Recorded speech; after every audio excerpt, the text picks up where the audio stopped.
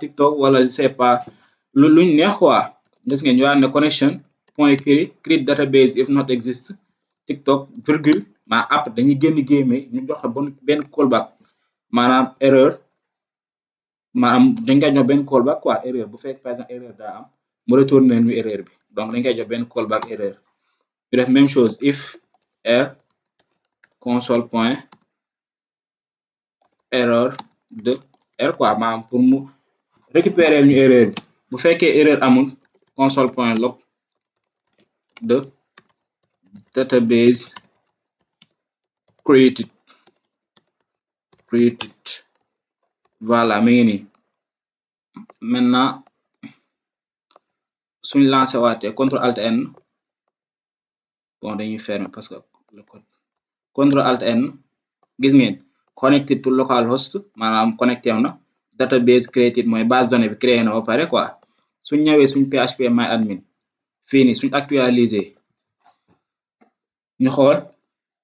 animu bon pas ça gis ngeen fii nii lii nii TikTok gis ngeen mooy base donnée TikTok bi créé nañ ko quoi léegi suñ si cliquer actuellement suñ defee ni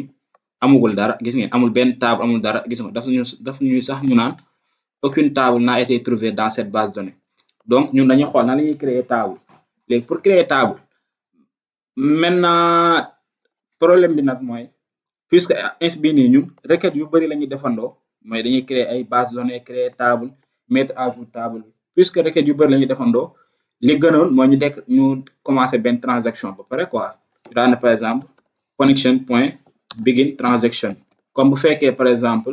plusieurs requêtes la ñuy def à la fois sinon bu fekkee dañoo bëgg a def plusieurs requêtes à la fois sans ñu démarrer transaction bi erreur lay indi quoi donc dañ naan connection point begin transaction if error console point error de error gis ngeen après ñu daan ne mais bon nañ ko yóbbu à la ligne quoi d'abord def nii voilà console point error de error après ñu daan ne ñu arrêté connexion bi ñu bloqué ko automatiquement transaction bi puisque erreur am na dañu arrêté transaction bi quoi pas la peine ñu koy continuer après ñu daan ne par exemple connection point rollback pour arrêter transaction bi bu fekkee erreur daa am gis ngeen léegi bu fekkee erreur amul nag dañuy génn condition bi ñu daan ne connection point query encore toujours action booy effectuer da ngeen di déclarer connection point query géeme encore daal ni create maanaam ñu wax ko la lañu soxla quoi create table if not exist maanaam bu fekk exist table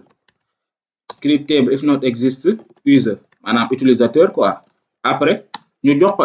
tableau bi yan information lañuy def ci tableau bi ñu ne par exemple id mooy identifiant moom daa unique moom c'est obligatoire quoi automatiquement sax suñ ko préciser wul moom da koy créer boppam donc dañ ko identifiant bi int mooy maanaam ay nombre lay nekk auto increment mooy da koy ajouter boppam automatiquement quoi primary key lii nii mooy pour mu ne par exemple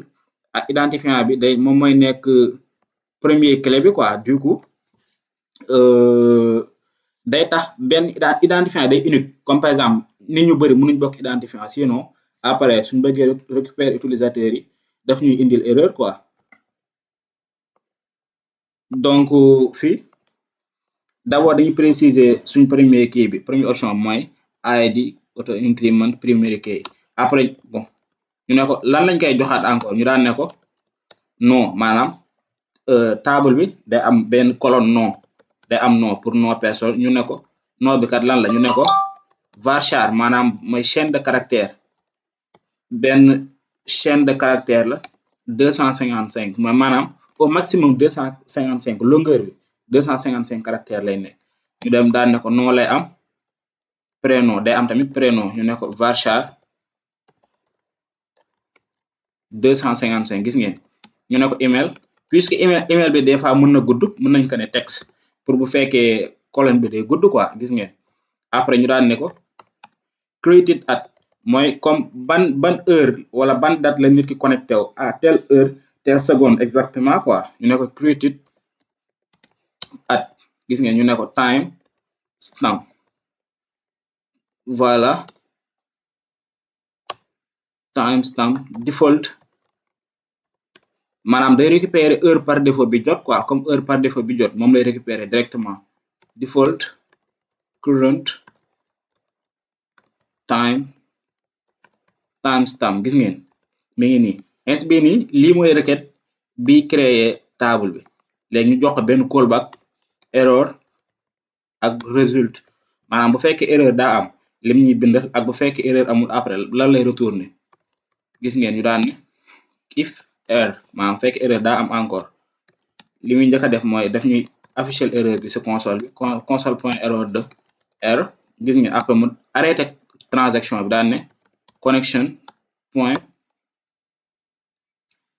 rollback quoi pour bloquer transaction bi mais là puisque ñun nii benn requête kese lañ lancé nii transaction bi mën nañ ko épargner ba ci kanam quoi du coup li ñuy def mooy dañuy commenter connection point rollback bii nii à moins que ñu jël kii bii nii create database bi ajouté ko ci biir transaction bi gis ngeen mais li ngeen war a xam mooy soo leen démarrer transaction mooy maanaam ñaari requête yi ngeen di def